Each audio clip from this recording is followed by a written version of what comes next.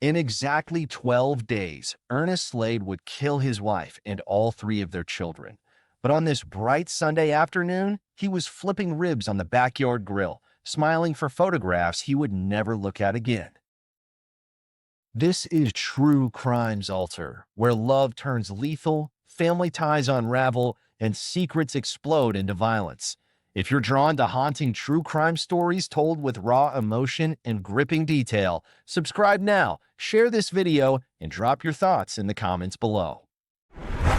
The smoke curled into the Louisiana sky. Loretta stood beside him, laughing at something their youngest son said. Their daughter leaned into her mother's side, and the oldest boy popped open a beer for Uncle Clay. Family, love, legacy. It looked perfect, and that was the tragedy. No one could see the rage tightening inside Ernest. No one knew that behind that thick wrestler's frame, a man was unraveling. Every laugh from Loretta, every sideways glance from his brothers, every secret text not meant for his eyes, they were counting down to something unspeakable.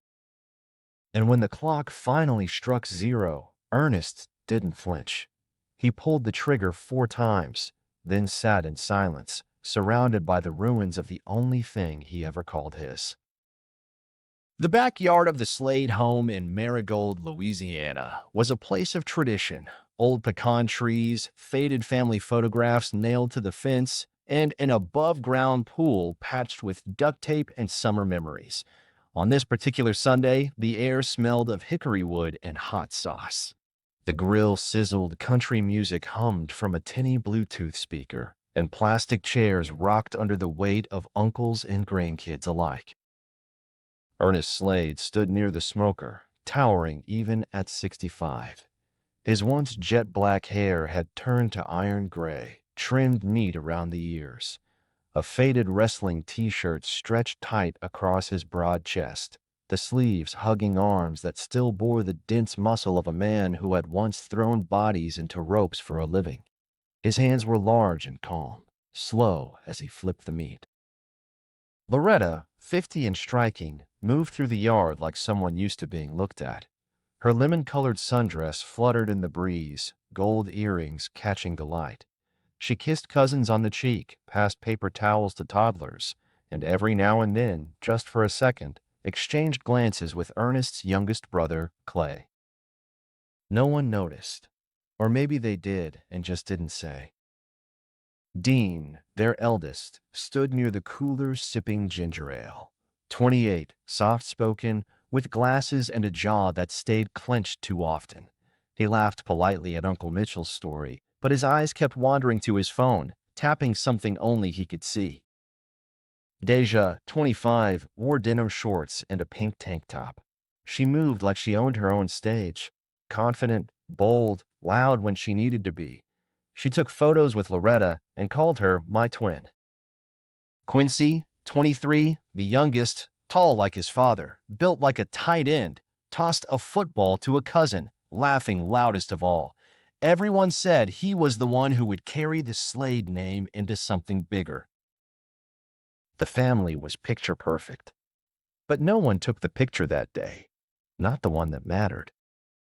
Because inside Loretta's bedroom, tucked into a makeup drawer under a stack of scarves, was a red envelope sealed with tape.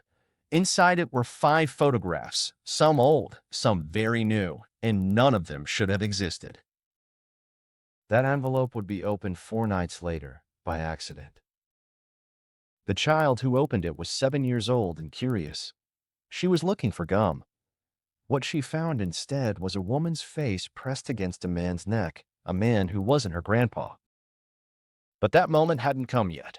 On this day, Ernest smiled and served ribs, and nodded as his brothers joked, and kissed Loretta on the cheek without knowing where her lips had been 12 hours earlier.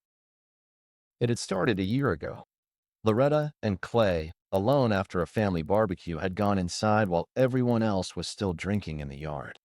He touched her arm, said something about how she hadn't changed, and she smiled a little too long. What followed was predictable, messy, and unstoppable. A night at the Royal Keys Motel. A promise it would only be once. But it wasn't once. Mitchell found out before Ernest did. And Loretta, perhaps out of guilt, began seeing Mitchell too. Maybe she thought it would keep the secret safe, or maybe she wanted to punish Clay. Either way, she became tangled in a triangle no one spoke of, but everyone felt. And the brothers? They said nothing. Silent competition wrapped in blood and betrayal. Ernest noticed changes. Loretta stopped touching him at night. She dressed better when she went grocery shopping. She started locking her phone, then hiding it completely. At first, he thought she was sick. Then he thought she was tired. Then he knew better. But he said nothing. Not yet. Dean, the quiet one, once told his friend that he heard his mother crying through the vent at 2 a.m. She kept saying the same name, he said. Clay, over and over. Deja began pulling away, avoiding the house unless she had to. Quincy started arguing with Loretta, picking fights over dinner, snapping at the smallest things. He didn't know the whole truth, but he saw enough to guess. Ernest started writing. Not letters, not notes. Verses. Scripture twisted into confessions, tucked into the pages of an old wrestling almanac he kept in the garage. Honor thy family. Even if they burn you, burn them back. 12 days before the murders, Loretta was seen in Clay's car outside the Whispering Pines Motel. A neighbor saw her get out. A neighbor who went to church with Ernest. 8 days before the murders, Mitchell left Ernest's garage with a busted lip. He told people he slipped. He didn't. 4 days before the murders, the child opened the envelope. 2 days before the murders, Quincy called Deja and said, I think Dad knows. He's moving different. The night before the murders, Ernest sat in his garage and stared at the revolver he'd just bought. He didn't clean it. He didn't load it. He just stared. For hours. On the morning of the murders, Loretta made waffles. Ernest ate in silence, chewing slowly, watching the syrup drip. And when it was time, when the kids came over that night, like Loretta had asked, Ernest said nothing. He waited. He knew they would all be together. He knew they would laugh. He knew they would believe they were still a family. And he was ready to make sure that lie ended. The photograph had been torn in half and taped back together. Loretta's face smiled up at Ernest, but the man beside her, half his face obscured, was unmistakably Clay. The curve of his chin, the faint tattoo on his shoulder, the watch he always wore on his right wrist. Ernest sat in the garage, the envelope on his lap, his knees spread wide like he was balancing something sacred. The pictures trembled in his fingers, but his hands didn't. He didn't shout. He didn't curse. He just stared, as though the photographs themselves might explain something he'd missed. Loretta came home an hour later. She kissed his forehead like nothing was wrong. He didn't ask where she'd been. She didn't offer. That night, he didn't sleep. He sat in the recliner with the TV on mute, watching late-night sermons as his wife turned restlessly beside him, whispering in her sleep. She didn't say his name. The next morning, Ernest skipped his gym routine. He went to the pawn shop on Delmore Street and asked to see the revolvers. Home protection, he told the man behind the counter. The clerk asked if he'd ever used one before. I've trained for worse, Ernest said. Clay, meanwhile, was drinking bourbon in his office above the nightclub he owned. He paced while texting Loretta. He'd sent her a message the night before. We need to talk. He knows something. She hadn't responded. Mitchell was in his shop under a busted truck, music blaring to drown out the world. He didn't know that Loretta had stopped seeing him 2 weeks earlier. She'd told him it was because it was getting dangerous. But it was more than that. She'd come to realize she'd never loved either brother. She'd only ever been trying to escape Ernest. But in escaping him, she'd become trapped again. Deja called her mother that afternoon. Are you okay? She asked. Loretta said she was fine, but her voice wavered. You sound like you're lying, Deja said gently. Loretta didn't answer. Ernest was writing again. This time it wasn't scripture. It was a letter, or maybe it was a eulogy. For them or for himself. It read, "What do you do when your blood betrays you? When your bones no longer belong to your body? You do what must be done. You clean the rot. You cut out the fire before it spreads." That night, Ernest sat across from Loretta at the dinner table. She picked at her food. He watched her fork more than her face. Finally, he spoke. "Did it mean anything to you?" She froze. Her eyes didn't lift. He continued, "The motel, the photos, my brothers." Loretta swallowed hard. "I don't know what you think you know." "I know enough." Silence hung like smoke between them. She said, "You were gone for years, even when you were here. I didn't mean for it to happen." Ernest nodded once, slowly. "And Mitchell?" She blinked. "That wasn't real." He stood, placed his plate in the sink, and said, "None of it ever was." The next day, Quincy came by and noticed his father in the garage, staring at nothing. "You good?" he asked. Ernest didn't answer. Quincy hesitated. "You know something's wrong, right? With Mom?" Ernest finally looked at his son. "What would you do if someone dishonored your mother?" Quincy shrugged. "I'd protect her." Ernest nodded. "Me too." Deja, suspicious and sharp, drove to her Uncle Clay's club that evening. She waited until he came out, then followed him to the Whispering Pines Motel.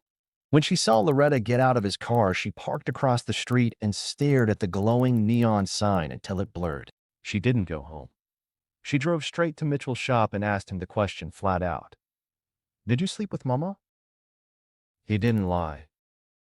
Deja cried in the parking lot for 10 minutes before driving to Quincy's place. She didn't even knock. She just walked in, sat on his couch, and said, "It's true. All of it." Dean found out last. He always did. When they told him, he didn't react. Just nodded, adjusted his glasses, and asked, "Does Dad know?" Quincy looked away. "I think he knew before all of us." That Sunday, Loretta called a family dinner. She said she wanted to apologize, wanted everyone to be in the same room, wanted peace. Quincy told Deja, "I don't like this." Dean texted his girlfriend, "Family dinner tonight. Might be nuclear." Ernest cleaned the gun that morning. Not rushed, not manic, just careful, the way a man brushes his teeth before church. He set the table himself. 4 chairs around, 2 extra in the living room. Loretta made meatloaf. Dean brought wine. Quincy brought tension. Deja brought silence. They sat. They ate. Loretta began to speak. "I've made mistakes," she said, voice trembling. Ernest stood. Everyone paused. He walked to the hallway. They assumed he was going to the bathroom. But he came back with the revolver. And the room stopped breathing. He raised it slowly, eyes locked on Loretta. No words. No sound. And then he pulled the trigger. Loretta's body jerked backward, crashing into the wall. Deja screamed. Quincy lunged. Ernest turned and fired again. If you're enjoying this story, kindly do us a favor and subscribe to our channel. It is free and won't cost anything, but it means the world to us. We're just a small channel trying to grow. Thank you, and back to the video. Dean stood frozen, whispering, "No, no, no," before the shot found his stomach. Deja reached the front door, but the 4th bullet caught her in the back. And then silence again. Ernest walked to the table, sat down slowly, and stared at the 4 plates still warm with untouched food. He whispered, "Now we're even." And outside, the neighbors heard nothing but the soft hum of cicadas. The first 911 call came from a neighbor 2 doors down. She thought she'd heard fireworks, a strange thing for a Sunday evening in late September. When the dispatcher asked what kind, she said, "Not the fun kind, the kind that stops your blood." Officer Julian Ramos arrived first. He was 26, new to the force, and too inexperienced for what he walked into. The front door was ajar. The air inside was thick, metallic, still, silent, like time had folded in on itself. He stepped in slowly, weapon drawn, calling out, "Marigold PD. Anyone inside, make yourself known." There was no response. Only the faint creak of the ceiling fan rotating above a dining room soaked in silence. And then he saw them. Loretta's body slumped near the kitchen entry, a pool of blood beneath her ribs. Her face turned toward the table, eyes open. Dean lay sideways across a chair, his glasses cracked on the floor, a red halo spreading beneath him. Deja's legs extended out from the foyer, her head twisted unnaturally to the side. A nail polish bottle had rolled under the entry rug, uncapped. Quincy was face down near the hallway, his arm outstretched toward his father's study. And Ernest Slade? He was sitting in the recliner, calm, alive.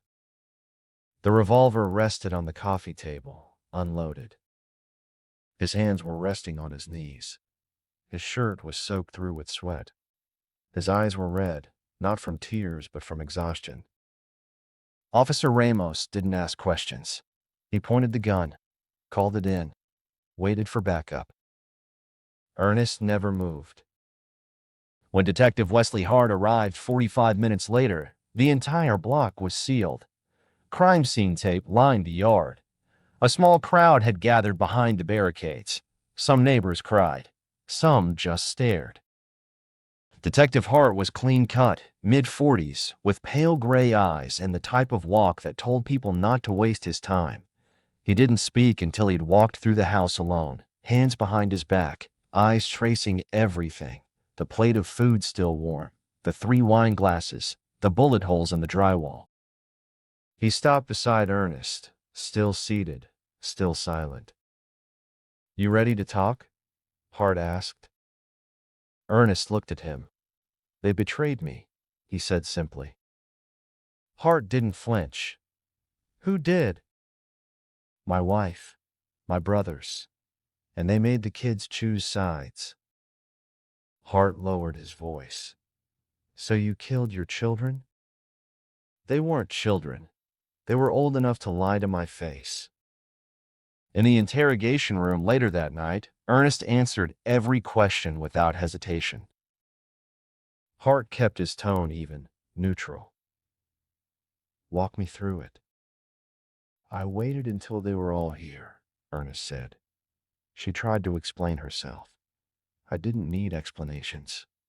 I needed silence." "Why the kids?" "They knew.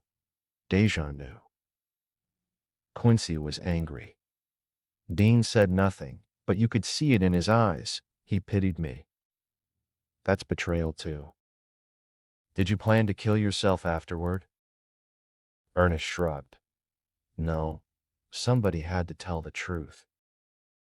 Detective Hart reviewed the journal entries retrieved from the garage. Scripture interwoven with delusion. Phrases underlined in red ink. God doesn't give second families, only judgment. The autopsies confirmed what the crime scene suggested. 4 shots, 4 deaths. All clean, all direct. Loretta, 1 to the back, 1 to the heart. Quincy, center mass. Dean, stomach rupture, fatal bleeding. Deja, lower back, spinal trauma. Each shot fired with precision. No hesitation, no panic. Hart met with Clay the next morning. The man looked pale, shaken. He didn't deny the affair. "We were stupid," Clay admitted. "I told her to stop. I begged her. But she..." She said she needed something Ernest couldn't give. Hart asked if he'd ever felt in danger. No, Clay said. Ernest didn't threaten me. He just stared at me sometimes, long, like he already knew how I was going to die. Mitchell was harder to pin down. He admitted to one encounter with Loretta, called it a mistake, said he backed off the minute Clay found out. She came to me, Mitchell insisted. I didn't chase her. And you didn't think your brother would snap? Hart asked. I thought he was too proud to kill. He was too proud to let it go, Hart said. The town of Marigold began to change overnight. People whispered at grocery stores. Parents pulled kids out of the gym where Ernest had once coached. The Slade name, once respected, became radioactive. Detective Hart called in Ernest's pastor, hoping for emotional insight. The man sat quietly, reading over the journal entries. He twisted the word, the pastor finally said, turned grace into vengeance. Did he ever confess anything to you before the murders? No, but I did notice his prayers got shorter, colder, like he wasn't speaking to God anymore, just talking to himself. Ernest was placed on suicide watch after refusing meals for 3 days. When the psychiatrist asked why, he replied, I'm already full of them. They're all I see when I close my eyes. Hart sat outside the holding cell, watching Ernest sleep. He jotted notes in a small leather notebook. The final line read, No remorse, only rationale. The town of Marigold braced itself for a trial, and the families, Clay, Mitchell, cousins, ex-girlfriends, and neighbors began preparing for the unspoken war of testimony, shame, and truth. But Hart knew one thing for sure. There was still more buried in that house than just the bodies. And soon it would all come out in court. The courtroom in Marigold County was quiet the morning jury selection began. It had been repainted 3 years ago, but the air still smelled of old wood and unease. The judge, Honorable Letitia Vaughn, was known for her no-nonsense posture and unblinking stare. She didn't like theatrics. She liked truth, or at least the version of it that held under oath. Ernest sat at the defense table in a plain navy suit, looking smaller somehow than he had weeks ago. The weight he'd carried, literal and emotional, had dropped. His hair was uncombed, his jaw tight. He didn't look at anyone. The prosecution's case was simple. Ernest Slade, enraged by betrayal, executed his wife and 3 adult children in cold blood. Premeditated, deliberate, not self-defense, not temporary insanity, just vengeance. But the defense had a different angle. Ernest's lawyer leaned hard into mental destabilization, claiming a slow psychological collapse caused by prolonged emotional abuse and familial betrayal. He framed Ernest as a man broken by repeated deceit, humiliated by the 2 people closest to him, his wife and his blood brothers, until something in him simply broke. Opening arguments were tense but controlled. The courtroom was full, reporters in the back, neighbors in the gallery, and both Clay and Mitchell seated on opposite sides, avoiding each other's eyes. The first witness was Officer Ramos. He recounted walking into the house and seeing Ernest sitting calmly, the bodies already cold. He didn't run. He didn't hide. He just waited, Ramos said, voice shaking. Then came the forensic pathologist. Diagrams of bullet trajectories were shown on a screen. Autopsy summaries were read aloud. No signs of struggle, no hesitation in the shots. Each one efficient, intimate. He knew exactly where to shoot to end life quickly, the examiner concluded. This was not a man in a frenzy. This was surgical. Detective Hart took the stand next. Measured, precise, he recounted the interviews, the journal, the weapon purchase. Did the defendant ever express remorse? The prosecutor asked. Hart paused. No, he expressed clarity. He believed what he did was right. The defense attorney cross-examined with sharpness. Did he ever raise his voice in your presence? No. Did he ever behave erratically during your questioning?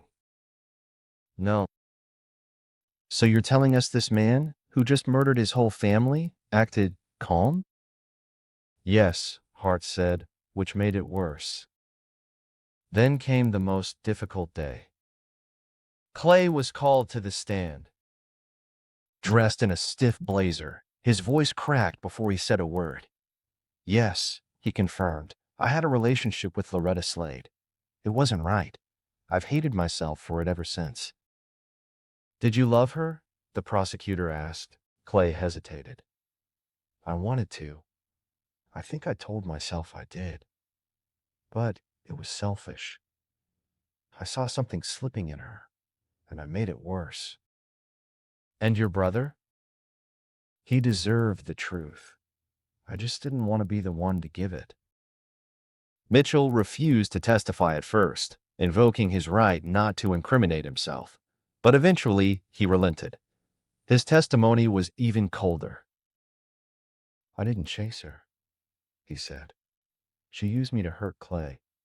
That's all I was. A message. The courtroom buzzed. The judge called for silence. When the time came for character witnesses, it was Dean's ex-girlfriend who broke down first. He told me once that his dad looked at them like soldiers, not kids. Like they were duty, not joy. I don't think he knew how to forgive anyone. Deja's childhood friend stood and told a different story. She adored her mother, but I think she always carried her father's fear with her, like something bad was always waiting just behind his silence.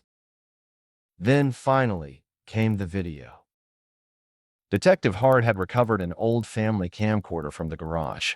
It showed a barbecue 5 years prior. Laughter, wrestling games on the lawn, Loretta dancing in the kitchen, Quincy tackling Dean into the pool. And Ernest, standing still, arms crossed, not smiling. The jury watched for 10 minutes. Not a word was spoken in the courtroom. The defense rested with a final plea that Ernest was a broken man, not a monster.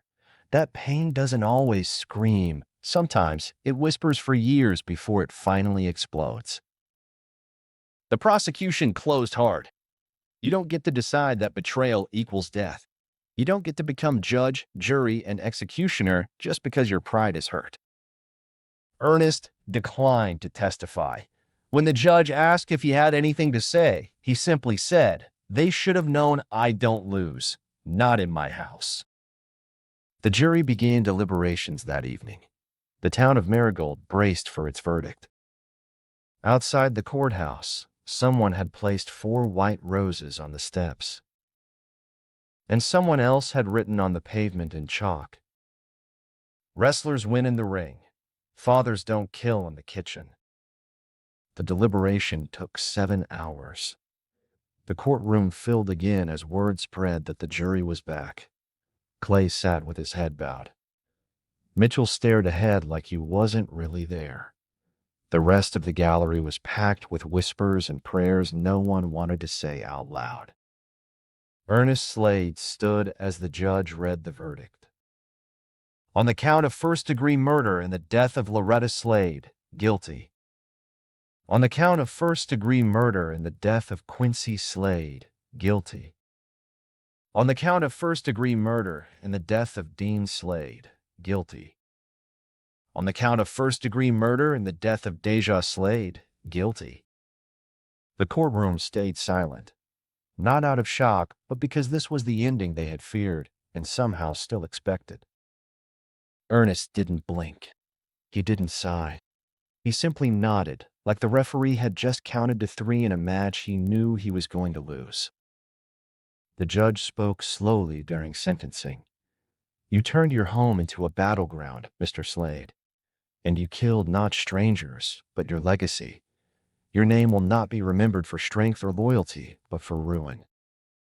She sentenced him to 4 consecutive life sentences without the possibility of parole. Outside the courthouse, news crews set up under the fading Louisiana sun. One reporter described it as a tragedy disguised as a family. Another called Ernest a man who couldn't lose until he lost everything. In the days that followed, Clay closed his nightclub. Mitchell left town without notice. The Slade home was sold within a month, the dining room floor replaced, but the neighbors swore you could still hear silence hanging there at dusk, thick and heavy. Detective Hart reviewed the case file one last time before archiving it. On the final page, he scribbled his own note. Betrayal is a slow kind of death. For some, too slow. At Angola State Penitentiary, Ernest kept mostly to himself. Inmates gave him space, some out of fear, some out of pity. He declined visitors, declined interviews, declined chaplain services. When asked if he felt regret, he said, "I was born to fight. I just picked the wrong match." And when the prison psychologist asked if he ever thought about his children, he said only, "Every night, but not the way you want me to." One guard noted that Ernest had begun humming in his cell. Not songs, wrestling theme music, over and over like a loop from the past.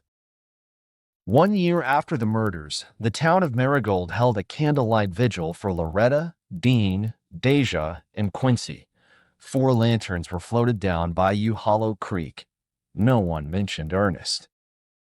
But a child standing by the shore, the same one who found the photographs, whispered to her mother, "I still remember the sound."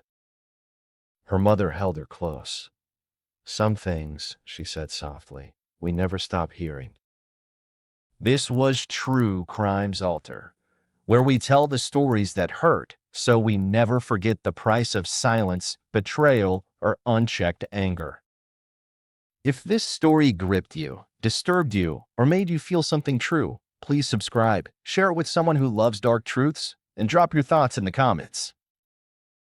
Tell us, was Ernest a broken man or a selfish one? Was this revenge or cowardice? We read every comment, and your voice matters here. We love you for being part of this altar. Stay aware, stay kind, and remember, no secret is ever truly buried. Until next time.